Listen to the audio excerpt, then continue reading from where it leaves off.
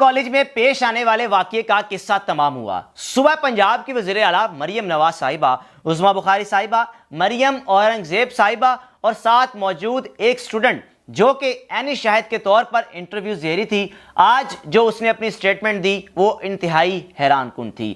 آپ یہ سوچ لیں، آج کے بعد پاکستان میں کوئی بھی شخص احتجاج کے لیے نکلے گا یا اس پر اگر ظلم کیا جائے گا، آواز بلند کرے گا، تو یہ اپنے ذہن میں بٹھا لیں کہ اس کو اکسایا گیا ہے، کیونکہ یہ مریم نواز صاحبہ کہہ رہی ہیں ہمیں پتا تھا اس کے پیچھے تحریک انصاف ہوگی، جس کو میں دہشت گرد جماعت کہتی ہوں۔ کیا اتنا ہی آسان ہو چکا ہے کسی کو اکسانا؟ اور اگر یہ واقعہ ہوا ہی نہیں تھا تو پنجاب کالج کے طلباء طالبات اتنی بڑی تعداد میں سڑکوں پہ کیوں نکل آئے؟ اگر یہ واقعہ کچھ تھا ہی نہیں تو پولیس نے طلباء طالبات پر لاٹھی چارج کیوں کیا؟ اگر یہ واقعہ تھا ہی نہیں تو کس طرح وزیر تعلیم پنجاب نے آ کر طلباء و طالبات کے درمیان کھڑے ہو کر کہا کہ اس سیکیورٹی گارڈ کو لٹکاؤں گا؟ اور جب صحافی نے سوال کیا تو جواب دیا واقعہ تو ہوا ہے، پرنسپل نے کیمرے کی فوٹیجز کو کیوں غائب کیا، کیوں بند کیا؟ ایک جانب وزیر تعلیم پنجاب کہتے ہیں کہ واقعہ ہوا اور دوسری جانب وزیر اطلاعات عظمیٰ بخاری کہتی ہیں کوئی بھی ایسا واقعہ پیش نہیں آیا، اس کے پیچھے افواہیں ہیں، صرف فسانہ ہے، افواہیں پھیلائی جا رہی ہیں اور بد امنی پھیلائی جا رہی ہے۔ جناب ایف آئی اے کی 7 رکنی ٹیم بنا دی گئی۔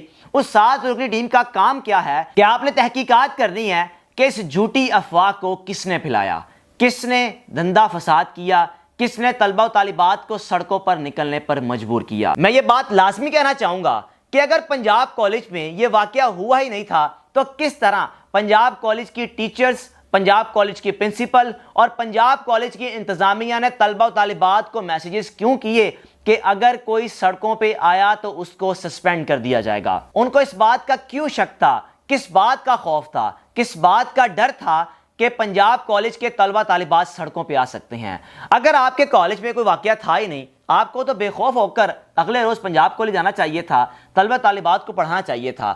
آپ نے میسیجز کر کے شکوک و شبہات کیوں پیدا کیے اور کیوں طلبہ طالبات کو نکلنے پر مجبور کیا؟ وہ طالبہ جو 2 سے 3 روز سوشل میڈیا کے پلیٹ فارمز پر انٹرویوز دے رہی تھی کہ ایسا واقعہ ہوا ہے، میں نے لڑکی کو جاتے دیکھا ہے، میں نے ایمبولینس کو جاتے دیکھا ہے، میں نے اس گارڈ کو بھی دیکھا ہے، آج وہی طالبہ مریم نواز صاحبہ کے ساتھ بیٹھ کر یہ کہہ رہی ہے کہ مجھے اسکرپٹ دیا گیا تھا صحافیوں کی جانب سے، جو سوشل میڈیا کے انفلوئنسرز میرا انٹرویو کر رہے تھے۔ آپ نے فیصلہ کرنا ہے کہ کیا ہم اتنے ہی بیوقوف لوگ ہیں؟ آپ نے فیصلہ کرنا ہے کہ کیا پاکستانی، کیا سوشل میڈیا کا استعمال کرنے والے، کیا الیکٹرانک میڈیا میں رہنے والے، کیا عام پاکستانی اتنا ہی معصوم ہے کہ جو ان کئی باتوں پر یقین کر لے گا؟